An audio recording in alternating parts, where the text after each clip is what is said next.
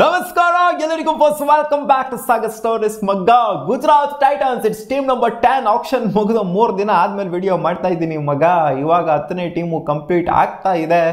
G T ಯಾಕೋ last ಇಟ್ಕೊಂಡ್ಬಿಟ್ಟಿದ್ದೀನಿ, ಗೊತ್ತಿಲ್ಲ G T ಏನು ಮಾಡಿದೆ ಅಂತ. ಸೊ ಜಿ ಟಿ ಟೀಮು ಯಾವ ಥರ ಕಾಣಿಸ್ತಾ ಇದೆ. ಲಾಸ್ಟ್ ಸೀಸನ್ ಅಷ್ಟೊಂದೇನು ಇಂಪ್ಯಾಕ್ಟ್ ಮಾಡೋಕ್ಕಾಗಲ್ಲ G T, first 2 season impact ಮಾಡಿದಷ್ಟು. ಸೊ ಈ ಸೀಸನ್ ಯಾವ ಥರ ಕಾಣಿಸ್ತಿದೆ, ಬಲಿಷ್ಠವಾಗಿ ಕಾಣಿಸ್ತೀಯಾ, ಉಲ್ಟಾಗಿ ಕಾಣಿಸ್ತೀಯಾ, ಅಜೀಬಾಗಿ ಕಾಣಿಸ್ತೀಯಾ, ಮಸ್ತಾಗಿ ಕಾಣಿಸ್ತೀಯಾ ನೋಡೋಣ. ಅದಕ್ಕೆ ನಮ್ಮ ಮುಂಚೆ ಚಾನಲ್ ಸಬ್ಸ್ಕ್ರೈಬ್ ಆಗಿಲ್ಲ ಸಬ್ಸ್ಕ್ರೈಬ್ ಬಾಕೊಡಿ. ಹಂಗೆ ಈ ವಿಡಿಯೋ ಲೈಕ್ ಮಾಡಿದ್ರೆ ಒಂದೇ ಒಂದು ಲೈಕ್ನ ಕೊಡಿ ಗುರು, ಏನಾಗೋದಿಲ್ಲ. ಸೊ ಓಕೆ, ಜಿ ಟಿ ಸ್ಕ್ವಾಡ್ನ ಡಿಸ್ಪ್ಲೇ ಮಾಡ್ತೀನಿ, ನೋಡ್ತಿರ್ಬೋದು ಯಾವ ಥರ ಇದೆ ಅಂತ ಮಗ. 16 ಕೋಟಿ ಕೊಟ್ಬಿಟ್ಟು ಶುಭ್ಮನ್ ಗಿಲ್ ರಿಟೈನ್ ಮಾಡಿದ್ರೆ ಸಾಯಿಸ್ ವರ್ಷನ 8.5 ಕೋಟಿ ಅರೌಂಡ್ಗೆ ರಿಟೈನ್ ಮಾಡ್ಕೊಂಡಿದ್ದು.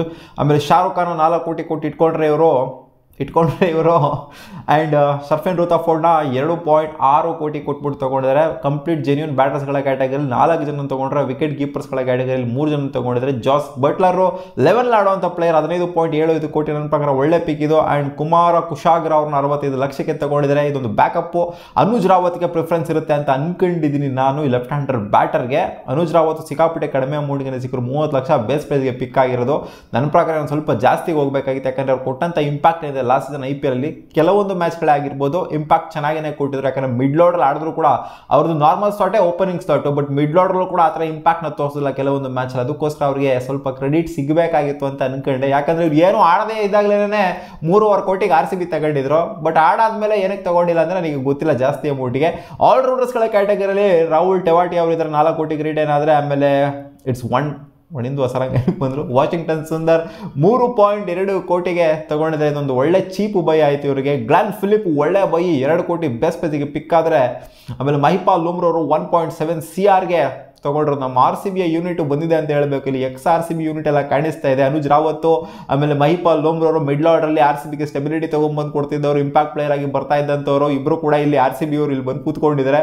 ಆಮೇಲೆ ಕರೀಂ ಜನಾತ್ ಅಂತ 75 ಲಕ್ಷ ಕೊಟ್ಬಿಟ್ಟು ತೊಗೊಂಡ್ರೆ, ಓವರ್ಸೀಸ್ ಪ್ಲೇಯರ್ನ ಬ್ಯಾಕಪ್ ಆಗಿ ತೊಗೊಂಡಿದ್ದಾರೆ. ಆ್ಯಂಡ್ ನಿಶಾಂತ್ ಸಿಂಧು ಅಂತ 30 ಲಕ್ಷ ಕೊಟ್ಟಿದ್ದಾರೆ, ಇದು ಬ್ಯಾಕಪ್ಪೇ. ಆಮೇಲೆ ಮನವ್ ಅಂತ ಒಬ್ಬರನ್ನ ತೊಗೊಂಡಿದ್ದು, ಇದು ಕೂಡ ಬ್ಯಾಕಪ್ಪೇನೆ. ಆಲ್ರೌಂಡರ್ಸ್ಗಳ ಕ್ಯಾಟಗರಿಲಿ ಆಲ್ರೌಂಡರ್ಸ್ಗಳಲ್ಲಿ ಸುಮಾರು ಜನಕ್ಕೆ ಇನ್ವೆಸ್ಟ್ ಮಾಡಿದ್ದಾರೆ. ಬೌಲರ್ಸ್ಗಳ ಕ್ಯಾಟಗರಿ ಸಿಕ್ಕಾಪಟ್ಟೆ ಸ್ಟ್ರೆಂಥನ್ ಮಾಡ್ಕೊಂಡ್ಬಿಟ್ಟಿದ್ದಾರೆ ಅವರು. ರಶೀದ್ ಖಾನ್ನ 18 ಕೋಟಿ ಕೊಟ್ಟು ರಿಟೈನ್ ಮಾಡ್ಕೊಂಡ್ರೆ, ಮೊಹಮ್ಮದ್ ಸಿರಾಜ್ 12.5 ಕೋಟಿ, ಆಮೇಲೆ ಕಗ್ಗಿಸೋ ರಬಾಡ 10.75 ಕೋಟಿ. 3 ಜನ ಒಂಥರ ಸ್ಟ್ರೆಂತ್ ಇದ್ದಂಗೆ, ಇನ್ಫ್ಯಾಕ್ಟ್ 4 ಜನ ಸ್ಟ್ರೆಂತ್ ಇದ್ದಂಗೆ. ಪ್ರಸಿದ್ಧ ಕೃಷ್ಣ ಕೂಡ 9.5 ಕೋಟಿ ಹೆವಿ ಇನ್ವೆಸ್ಟ್ಮೆಂಟ್ ಬೌಲರ್ಸ್ಗಳ ಮೇಲೆ ಮಾಡಿರೋದು. 4 ಹೆವಿ ಇನ್ವೆಸ್ಟ್ಮೆಂಟ್ ಮಾಡಿದರೆ. ಆಮೇಲೆ ಗಿರಾಟ್ ಕೊಡ್ಜೆ ಅವ್ರ ಮೇಲೆ 2.4 ಕೋಟಿ, ಇದೊಂದು ಚೀಪ್ ಇನ್ವೆಸ್ಟ್ಮೆಂಟು, ಚೀಪಾಗೇನೆ ಸಿಕ್ಕಿದ್ರು.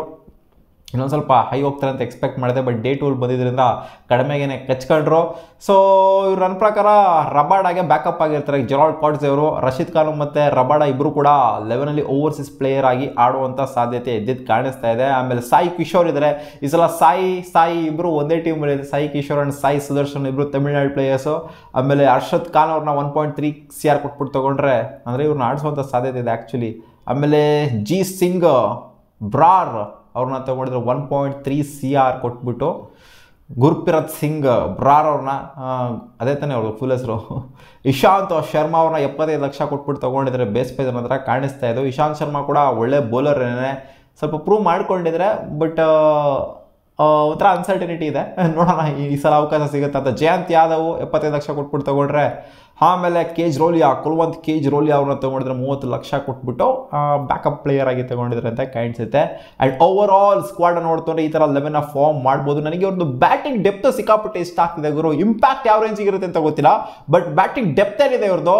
ಇಂಪ್ಯಾಕ್ಟು ಬಂದರೂ ಬರ್ಬೋದು, ಬರದೇ ಇದ್ರೂ ಇರ್ಬೋದು, ಬಟ್ ನನಗೆ ಡೆಪ್ತ್ ಇಷ್ಟ ಆಗ್ತಿದೆ ಇವ್ರದ್ದು. ಶುಭ್ಮನ್ ಗಿಲ್ಲು ಓಪನ್ ಮಾಡಿದ್ರೆ ಜಾಸ್ ಬಟ್ಲರ್ ಜೊತೆಗೆ ಚಿಂದಿಗುರು. ಬಟ್ಲರ್ನ ಬಿಟ್ಟು ಯಾರು ಸಿಕ್ಕಾಪಟ್ಟೆ ತಪ್ಪು ಮಾಡ್ಕೊಂಡಿದೆ. ಇವರಿಗೊಬ್ಬ ಸಾಲಿಡ್ ಓಪನರ್ನ ಅಗತ್ಯತೆ ಇತ್ತು, ಬ್ಲಾಸ್ಟ್ ಮಾಡುವಂಥ ಓಪನರು.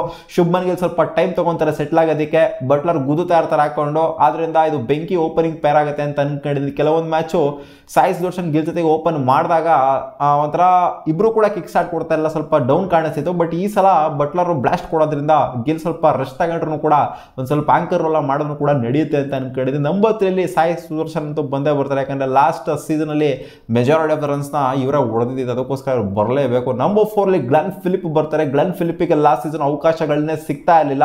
ಆ್ಯಂಡ್ ಇವರು ಅನ್ಸೋಲ್ಡ್ ಕೂಡ ಆಗಿದ್ರು. ಅನ್ಸೋಲ್ಡ್ಗಳ ಕ್ಯಾಟಗರಿಯಲ್ಲಿ ಪಿಕ್ ಆಗಿರುವಂಥ ಗ್ಲೆನ್ ಫಿಲಿಪ್ಪಿಗೆ ಇವರು ಅವಕಾಶನ 100% ಶ್ಯೂರ್ ಆಗಿ ಪ್ಲೇಯಿಂಗ್ ಲೆವೆಲ್ಗೆ ಕೊಡಲೇಬೇಕು. ಆ್ಯಂಡ್ ಕೊಡ್ತಾರೆ ಅಂತ ಅನ್ಕೊಂಡಿದ್ದೆ. ಯಾಕಂದರೆ ಅವ್ರ ಹತ್ರ ಫೀಲ್ಡಿಂಗ್ ಕೆಪಬಿಲಿಟಿ ಬಗ್ಗೆ, ಗ್ಲೆನ್ ಫಿಲಿಪ್ನ ಫೀಲ್ಡಿಂಗ್ ಕೆಪಬಿಲಿಟಿ ಬಗ್ಗೆ ಮಾತಾಡಂಗೇನೆ ಇಲ್ಲ ಗುರು. ಇವಾಗ ಯಾರೇ ಆಡ್ತಾ ಇರ್ಬೋದು, ಎಂಟೈರ್ IPL ಇವಾಗ ಯಾರೇ ಆಡ್ತಾ ಇರ್ಬೋದು ಈ ಸೀಸನ್ನು. ಯಾರಲ್ಲೂ ಇಲ್ಲದೇ ಇರುವಂಥ ಫೀಲ್ಡಿಂಗ್ ಕೇಪಬಿಲಿಟಿ ಇರೋದು ಗ್ಲೆನ್ ಫಿಲಿಪ್ ಹತ್ರ. ಇವ್ರು ಫೀಲ್ಡಿಂಗಿಗೆ ಹಾಕೊಬೇಕು ಆ್ಯಂಡ್ ಇವ್ರ ಹತ್ರ ಬ್ಯಾಟಿಂಗ್ ಆಡೋಕ್ಕಾಗಲ್ಲ, ಬೌಲಿಂಗ್ ಮಾಡೋಕ್ಕಾಗಲ್ಲ ಅಂತಲ್ಲ. ಇವ್ರ ಹತ್ರ ಎಂಥ ಆಲ್ರೌಂಡರ್ ಅಂತಂದರೆ ವಿಕೆಟ್ ಕೀಪಿಂಗು ಸಹಿ, ಎಲ್ಲದಕ್ಕೂ ಸಹಿ. ನಾನು RCBಗೆ ತೊಗೋಬೇಕು ಅಂತ ಅನ್ಕೊಂಡಿದ್ದೆ ಗ್ಲೆನ್ ಫಿಲಿಪ್ನ, ಬಟ್ ಅನ್ಫಾರ್ಚುನೇಟ್ಲಿ ಈ ಟೀಮ್ಗೆ ಹೋಗಿದ್ದಾರೆ. ಗ್ಲೆನ್ ಫಿಲಿಪ್ನ ಶೋರಾಗಿ ಆಡಿಸ್ಲೇಬೇಕು ಗುರು. ಬ್ಯಾಟಿಂಗ್ ಕೇಪಬಿಲಿಟಿ ಇದೆ, ಜೊತೆಗೆ ಬೌಲಿಂಗಲ್ಲಿ ಇರೋದು ಮೇನ್ ಕೇಪಬಿಲಿಟಿ ಇದೆ, ವಿಕೆಟ್ ಟೇಕಿಂಗ್ ಕೇಪಬಿಲಿಟಿ. ಸೊ ನೋಡೋಣ ಈ ಸೀಸನ್ ಯಾವ ಥರ ಪರ್ಫಾರ್ಮ್ ಮಾಡ್ತಾರೆ ಅಂತ. ನಂಬರ್ 5 ಮಹಿಪಾಲ್ ಲೋಮ್ರೋ ಅವ್ರಿಗೆ ಆಪರ್ಚುನಿಟಿ ಕೊಡ್ತಾರೆ ಅಂತ ಅನ್ಕೊಂಡಿದ್ದೀನಿ. ನೋಡೋಣ ಯಾರಿಗೆ ಕೊಡ್ತಾರೆ ಅಂತ. ಅನುಜ್ ರಾವತ್ ಕೂಡ ಬರ್ಬೋದು ನಂಬರ್ 5 ಇವರಿಬ್ಬರಲ್ಲಿ ಯಾರಾದರೂ ಆಡುವಂಥ ಸಾಧ್ಯತೆ ಇರುತ್ತೆ. ನಂಬರ್ 6 ಶಾರುಖ್ ಖಾನ್ನ ಆಡಿಸ್ತು ಅಂತಂದರೆ ಫಿನಿಶಿಂಗ್ ರೋಲ್ ಹಾಕೊಂಡು ಗುದ್ದುತ್ತಾರೆ ಅಂತ ಅನ್ಕೊಂಡಿದ್ದೀನಿ. ನಾನು ರಾಹುಲ್ ಟೆವಾಟಿಯಾ ನಂಬರ್ 7ಗೆ ಬಂದರೆ ಅವರು ಕೂಡ ಹಾಕೊಂಡು ಚಚ್ಚ ಅಂತ ಪ್ಲೇಯರ್. ನಂಬರ್ 8ಗೆ ವಾಷಿಂಗ್ಟನ್ ಸುಂದರ್ ಬರ್ತಾರೆ ಮಗ. ನಂಬರ್ 9ಗೆ ರಶೀದ್ ಖಾನ್ ಬರ್ತಾರೆ ಮಗ. ರಶೀದ್ ಖಾನ್ ಅವ್ರಿಗೂ ಇಲ್ಲಿ ಬ್ಯಾಟಿಂಗ್ ಇದೆ. ವಾಷಿಂಗ್ಟನ್ ಸುಂದರ್ ಏನೋ ಆರ್ಡಿನರಿ ಬ್ಯಾಟರ್ ಅಂತ ಹೇಳ್ಬಿಟ್ಟು T20 ಸ್ಟ್ಯಾಂಡರ್ಡ್ಸ್ ಅಂತ ಬಂದಾಗ, ಬಟ್ ರಶೀದ್ ಖಾನು ಹಾಕೊಂಡು ಚಚ್ಚ ಅಂತವ್ರನ್ನೇ. ರಬಾಡನು ಕೂಡ ಡೀಸೆಂಟಾಗಿ ಬ್ಯಾಟಿಂಗ್ನ ಆಡುವಂಥ ಕೇಪಬಿಲಿಟಿ ಇದೆ. ಆದ್ದರಿಂದ ನಂಬರ್ 10 ಕೂಡ ಒಂಥರ ಒಂದು ರೇಂಜಿಗೆ ಬ್ಯಾಟಿಂಗ್ ಇದೆ ಅಂತ ಹೇಳಬೇಕು. DSP ಸಿರಾಜ್ ಬೈ ಕೂಡ ಒಂದೆರಡು ಸಿಕ್ಸ್ ಹೊಡೆಯುವಂಥ ಎಬಿಲಿಟಿ ಇದೆ. ಬಾಟಬಲ್ ಹೋಗ್ಬಿಟ್ಟು ನಾಯಿ ಇಕ್ತಾರೆ ಒಂದ್ಸಲಿ ತಲೆ ಕೆಡಬೇಕು DSPಗೆ. ಅವಾಗ ತಲೆ ಕೆಡ್ತು ಅಂದರೆ ಮಾತ್ರ ಇಕ್ತಾರೆ, ಇಲ್ಲ ಅಂದರೆ ಸೈಲೆಂಟಾಗಿ ಔಟ್ ಆಗ್ಬಿಟ್ಟು ಹೋಗ್ತಾರೆ, ಇಲ್ಲ ನಾಟ್ ಔಟ್ ಆಗಿ ಉಳ್ಕೊಂತಾರೆ. ಓವರ್ ಆಲ್ ನೋಡ್ತಾರೆ ನನಗೆ ಇವರ ಬ್ಯಾಟಿಂಗ್ ಡೆಪ್ತ್ ಸಿಕ್ಕಾಪಟ್ಟೆ ಇಷ್ಟ ಆಯಿತು. ವಾಷಿಂಗ್ಟನ್ ಸುಂದರ್ ಏನಾದ್ರು ಅವರ ಒಂದು ಸ್ಲ್ಯಾಬಲ್ಲಿ ಇನ್ನೊಬ್ರು ಯಾರೋ ಚೆನ್ನಾಗಿರೋರು ಇದ್ದಿತ್ತು, ಇನ್ನೊಬ್ಬ ಚೆನ್ನಾಗಿರೋ ಆಲ್ರೌಂಡರ್ ಇದ್ದಿತ್ತು ಅಂತಂದಿದ್ರೆ ಇವ್ರದ್ದು ಬ್ಯಾಟಿಂಗ್ ಅರೌಂಡ್ 10ವರೆಗೂ ಬ್ಯಾಟಿಂಗ್ ಇರೋದು ಗುರು. ಯಾವ ಇಂಪ್ಯಾಕ್ಟ್ ಪ್ಲೇಯರ್ ಅಗತ್ಯತೆಯೂ ಕೂಡ ಇರ್ತಾ ಇರಲಿಲ್ಲ ಇವ್ರಿಗೆ, ಆ ಥರ ಆಗೋಗ್ಬಿಟ್ಟಿರೋದು. ಸೊ ಓವರ್ ಆಲ್ ನೋಡ್ತು ಅಂತಂದರೆ ನಿಮಗೆ 11 7 ಬೌಲಿಂಗ್ ಆಪ್ಷನ್ಸು ಬರುತ್ತೆ. ನೀವು ಬೇಕಾದ್ರೆ ಪ್ರಸಿದ್ಧ ಕೃಷ್ಣ ಅವ್ರನ್ನ ಯೂಸ್ ಮಾಡ್ಕೋಬೋದು ಫಾಸ್ಟ್ ಬೌಲಿಂಗ್ ಆಪ್ಷನ್ ಆಗಿ. ಯಾಕಂದರೆ ಇಲ್ಲಿ ರಬಾಡ ಮತ್ತು ಸಿರಾಜ್ ಇಬ್ಬರನ್ನ ಹಾಕೊಂಡಿದ್ದೀನಿ ಫಾಸ್ಟ್ ಬೌಲಿಂಗ್ ಆಪ್ಷನ್ ಆಗಿ ನಾನು 11. ಆದ್ದರಿಂದ 3ನೇ ವ್ಯಕ್ತಿಯಾಗಿ ಥರ್ಡ್ ಮ್ಯಾನ್ ಆಗಿ ಬರ್ತಾರೆ ಇಲ್ಲಿ ಪ್ರಸಿದ್ಧ ಕೃಷ್ಣ, 3ನೇ ಬೌಲರ್ ಆಗಿಬಿಟ್ಟು, ಫಾಸ್ಟ್ ಬೌಲರ್ ಆಗಿಬಿಟ್ಟು.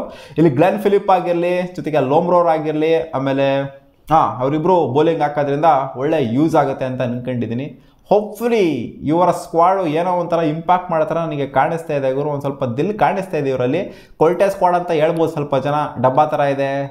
ನಾನು ನೋಡಿದೆ ರಿವ್ಯೂಸ್ಗಳೆಲ್ಲ ನೋಡಿದೆ, ಗುಜರಾತ್ ಟೈಟನ್ಸ್ ಅಂತ ದೊಡ್ಡ ಆಪ್ಷನ್ ಏನೋ ಮಾಡಿಲ್ಲ, ಜಾತ್ರೆ ಥರ ಮಾಡಿದೆ, ಹಂಗೆ ಅಂತೆಲ್ಲ ಹೇಳ್ತಾ ಇದ್ದೀರಾ. ಬಟ್ ನನ್ನ ಪ್ರಕಾರ ಚೆನ್ನಾಗೇ ಇದೆ ಸ್ಕ್ವಾಡ್ ಇದು. ಬ್ಯಾಟಿಂಗ್ ಡೆಪ್ತು ಹೆವಿ ಇದೆ. ಇಂಪ್ಯಾಕ್ಟ್ ಯಾವ ಥರ ಆಗುತ್ತೆ ಅಂತ ಗೊತ್ತಿಲ್ಲ. ಆ್ಯಂಡ್ ಬೌಲಿಂಗು ಕೂಡ ಚೆನ್ನಾಗಿದೆ. ಫಾಸ್ಟ್ ಬೌಲಿಂಗ್ ಆಪ್ಷನ್ಸ್ ಆಗಿ ಈ ಕಡೆ ರಬಾಡ, ಸಿರಾಜ್ ಆ್ಯಂಡ್ ಪ್ರಸಿದ್ಧ ಕೃಷ್ಣ ಇದ್ರು ಅಂತಂದರೆ ಅವ್ರು ಹ್ಯಾಂಡಲ್ ಮಾಡಿಕೊಂಡ್ರೆ ಚೆನ್ನಾಗೇ ಇರುತ್ತೆ. ಆ್ಯಂಡ್ ರಶೀದ್ ಖಾನು ಜೊತೆಗೆ Rahul Tewatia, Glenn Phillips, Lomror. So 4 ಆಪ್ಷನ್ಸ್ಗಳಿದ್ದಾವೆ ಸ್ಪಿನ್ ಆಪ್ಷನ್ಸ್ ಆಗಿ. ಯಾರನ್ನ ಬೇಕಾದ್ರೂ ಯುಟಿಲೈಸ್ ಮಾಡ್ಕೊಬೋದು ಇವರು. ಸೊ ನನ್ನ ಪ್ರಕಾರ 4 ಜನ ಒಂದು 2 ಓವರ್ ಆಗ್ತಾ ಅಂದ್ರೆ ಮುಗಿದೋಗ್ಬಿಡ್ತಲ್ಲ ಸ್ಪಿನ್ ಆಪ್ಷನ್ಸು. ಸೊ ನೋಡೋಣ ಏನೇನು ಆಗುತ್ತೆ ಅಂತ. ನಿಮ್ಮ ಅನಿಸಿಕೆ ಏನು ಗುರು? ಈ 11 ಯಾವ ಥರ ಕಾಣಿಸ್ತಾ ಇದೆ? ಸ್ಟ್ರಾಂಗಾಗಿ ಕಾಣಿಸ್ತಿಲ್ಲ. ನನ್ನ ಪ್ರಕಾರ ಏನೋ ಸ್ಟ್ರಾಂಗಾಗಿ ಕಾಣಿಸ್ತಾ ಇದೆ ಮಗ. ಇವರು ಬ್ಯಾಟಿಂಗ್ ಡೆಪ್ತಿಗೆ ಫಿದಾಕೋಗ್ಬಿಟ್ಟಿದ್ದೀನಿ. ಹಾಗಾದ್ರೆ ರಶೀದ್ ಖಾನ್ ಅವ್ರಿಗೂ ಇವ್ರದ್ದು ಬ್ಯಾಟಿಂಗ್ ಇದೆ. ರಶೀದ್ ಖಾನ್ ಚಿಂದಿ ಹಾಕಿ ಹೊಡಿತಾರೆ ನಾಯಿ ಹೊಡ್ದಂಗೆ ಬಾಟಮಲ್ಲಿ ಬಂದ್ಬಿಟ್ಟು. ಸೊ ನೋಡೋಣ ಹೆಂಗಿರುತ್ತೆ ಅಂತ. ಯಾರು ಬೇಕಾದ್ರೂ ಗೆಲ್ಸ್ಬೋದು ಗುರು, ಆ ಥರ ಕಾಣಿಸ್ತಿದೆ ಈ ಒಂದು 11 ನೋಡ್ತು ಅಂತಂದರೆ. ಸಿಗೋಣ ಮುಂದಿನ ವಿಡಿಯೋದಲ್ಲಿ ಗಾಯ್ಸ್. ವಾ.